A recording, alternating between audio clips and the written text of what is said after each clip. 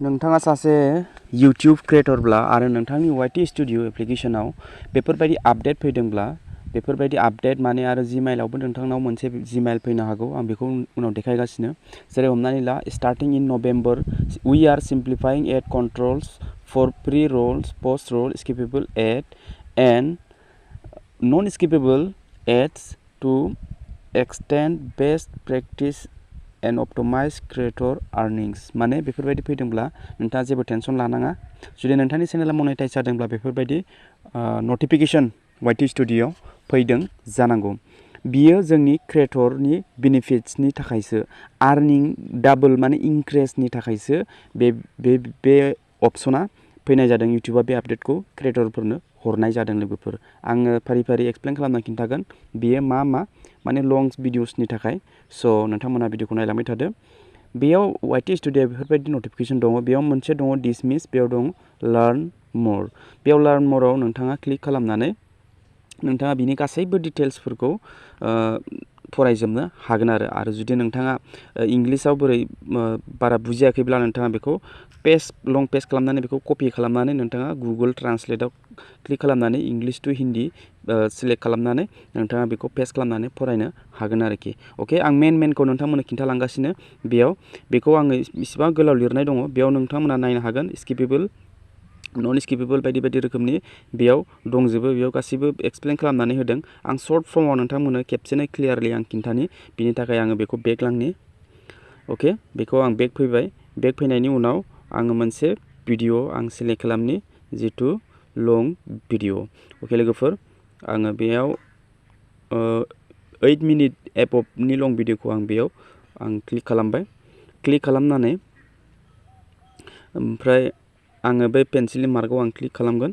बेयाव क्लिक खालामनानै आङो नैबेहाय मनेटाइजनि सेक्सन एर'आव आं क्लिक खालामगोन बेहाय मनेटाइजआव आं क्लिक खालामबाय लोगोफोर जोङो गुसुं गुसुं भिडिअसफ्राव जोङो मा स्किपेबल भिडिअ एड्स ओमफ्राय नन स्किपेबल भिडिअ एड्सखौ जों नुनो मोनो ओमफ्राय डिसप्ले एड्सआथ' बे श' जाखायो मनेटाइज जानायफोरनाव दे बिनिफ्राय जोङो दा बेखौ बे एड्सखौ जों माल्टिपल एड्स लागायनो हायो जोंनि भिडिअआ जुदि 8 मिनिटनि गोजौब्ला जोङो माल्टिपल एड्स लागायनो हायो जेरै pre roll ads mid roll ads ओमफ्राय पोस्ट रोल एड्स अके लोगोफोर बेयाव गावनि गोसो बायदि जोङो एड्सखौ सेट खालामनानै लानो हायो आरो बबे टाइमाव एड्सखौ जों लागायनांगौ बेखौथ' जों बयबो मिथिखायो नाथाय बे नन स्किपेबल एड्स आरो माखासे दङ काउन्टडाउन एड्स जेरै हमनानै ला डिले एड्स दङ काउन्टडाउन दङ 60 सेकेन्डनि बा 30 सेकेन्डनि नन स्किपेबल एड्स दङ जोङो जोंनि भिउवार्सफ्रा जोंनि भिडिअखौ बबेबा मोनसे भिडिअखौ नायनो थाखाय फैयो बाट बेयाव स्किप खालामजायै एड्स फैयो नन स्किपेबल एड्स जेनेबा 20 सेकेन्ड 30 सेकेन्ड बा 60 सेकेन्डनि काउन्टडाउन एड्सबो फैयो बे जेब्लासिम टाइम जागोन गावनि गोसो बायदि बियो भिडिअआ रानिं जागोन नोंथाङा स्किपबो खालामनो हाया अब्ला बे भिउवार्सआ नोंथांनि भिडिअखौ गारनानै थाङो बे एड्सखौ नायनो गोसो गैया 30 सेकेन्ड नेनो बानानै बियो गुबुन भिडिअखौ नायहैयो अब्ला जोंना भिउसबो काउन्ट जाया बेयाव आरो जोंना वाट्च टाइमबो काउन्ट जाया आरो जोंनि एड्सखौनो बेयो नायासैबा जोंना आर्निंआबो जाया आरो जोंनि भिडिअआव भिउसबो फैनो नागिरा अके स' इउटुबआ जोंनो बेखौनो बुंदों जे एबारनिफ्राय नोंथाङा नोंथांनि एड्सखौ बे स्किपेबल एड्स नन स्किपेबल एड्सखौ उन सिगां खालामनो हायो बबे टाइमाव नोंथाङा नन स्किपेबल एड्सखौ होनांगौ बबे टाइमाव नोंथाङा नन स्किपेबल एड्स होनांगौ बे प्री रोल पोस्ट रोलाथ' बे अट'मेटिकलि भिडिअनि गेजेर गेजेर बे फैबाय थाखागोन बाट नोंथांनि बे स्किपेबल आरो नन स्किपेबल डिले एड्स दङ ओमफ्राय काउन्टडाउन एड्स दङ बेखौ माने भिडिअनि बबेबा इन्टारेस्टिं माने बे भिडिअआ जोबोद इन्टारेस्ट माने बेखौ नायजोबथारनो लुगैगोन अब्ला बे नन स्किपेबल एड्सखौ नोंथाङा बे गेजेराव होनो हागोन मानो होनबा ससे नायखाबाय बे आद्रा खिद्रा नायनो हानाय नङा स' नोंथाङा बैबायदि एड्सखौ नोंथाङा गेजेराव होनांगौ नाखि बयनिख्रुइ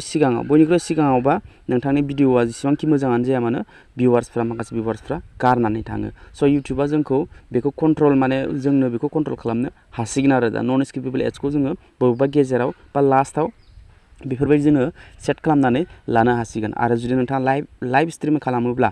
अब्ला नोंथाङा लाइभ स्ट्रिम खालामनायाव जितु एड्स फैयो जितु डिले एड्स फैयो काउन्टडाउन एड्स फैयो अब्ला नोंथाङा बे एड्सखौ बबे 60 मिनिटआव होनांगौ जेनेबा नोंथाङा 1 घन्टा 2 घन्टानि लाइभ फैदों अब्ला नोंथाङा 60 मिनिटाव होनांगौ ना 50 सेकेन्डआव होनांगौ ना बबेबा गेजेराव होनांगौ ना 5 मिनिटाव होनांगौ ना 10 मिनिटाव होनांगौ ना 15 मिनिटाव होनांगौ बे एड्सखौ बे नोंथाङा बेखौ सेलेक्ट खालामनानै लानो हायो आरोखि नोंथाङा जुदि लाइभ स्ट्रिम खालामदोंब्ला बे डिले एड्सखौ काउन्टडाउन एड्सखौ स' नोंथाङा माने इउटुबा माने गासैबो जोंनि आखायाव हगारबाय आरोखि जोङो सेट खालामनानै लानो हासिगोन गोसोबायदि सिगां इउटुबा सेट खालामना होयोमोन जेरावनोखि जोंहा जोबोद नुकसान जायोमोन स' एबारनिफ्राय जोंहा माने आर्निंआबो जासिगोन भिउसबो फैसिगोन आरो नोंथाङा गोसोबायदि नोंथांनि भिउवार्सफोरनो बबे एड्सखौ बबेयाव होनांगौ बेखौ डिसाइड खालामनानै लागायनानै लानो हासिगोन आरोखि आरो इउटुबा बे माखासे प्रि रल एड्स माइन रल एड्स पस्ट रल एड्सफोरखौ बबे भिउवारफ्रा बेफोर एड्सखौ नायनानै मोजां मोनो नोंथांनि भिडिअखौ बबे भिउवार्सआ इन्ट्रेस्ट दं बिनि सायावसो इउटुबा गावनो हरगोन आरोखि बेफोरबायदि एड्सखौ स' लोगोफोर जोंहा जोबोद मोजां फैगौ नभेम्बर मासावनो जोंनि बेफोरबायदि जोंनि चेनेलाव जों बेफोरबायदि खालामनानै लानो हासिगोन आरोखि अके लोगोफोर नोंथाङा मिथिबाय जानांगौ बिनि सोमोन्दै आं जिथु खिन्थादों आं सर्ट फर्मआव नोंथांमोननो खिन्थाबाय ओरैनोथ' एक्सप्लेन खालामबा जोबोद गोलाव लायो स' मेनखौ आं नोंथांमोननो खिन्थाबाय नोंथांनि वाइटि स्टुडिअ बेफोरबायदि नटिफिकेसन फैदोंब्ला नोंथाङा जेबो टेनसन लानाङा बेखौ नोंथाङा डिसमिस खालामनानै हो अके डिसमिस खालामनानै ला नङाबा बेयावनो थाबाय थागोन आरो नोंथाङा जुदि बिनि बागै आरो मोजां मिथिबावनो लुगैदोंब्ला नोंथाङा बेखौ मा खालामनो कपि खालामनानै नोंथाङा गुगोल ट्रान्सलेटआव खालामनानै इंलिस टु हिन्दी खालामनानै नोंथाङा मोजाङै फरायनो हायो आरो नोंथांनाव इमेलबो फैदों जानो हागौ आं इमेलखौ देखायला अभियासलि इमेलाथ' फैखागोन नटिफिकेसन फैदोंब्ला इमेलाबो फैगोन स' सेम आरो बिदिनो अके लोगोफोर अब्ला बे भिडिअआ बेखिनियावनोमोन भिडिअखौ मोजां मोनोबा लाइक खालाम चेनेलखौ साबस्क्राइब खालामनानै बेलनि अल नटिफिकेसनखौ अन खालामनानै हो जाहाथे बेफोरबायदि इनफरमेटिभ भिडिअ नोंथांमोना नुबाय थानो मोनो अब्ला लोगो मोनगोन next video tata bye bye and take care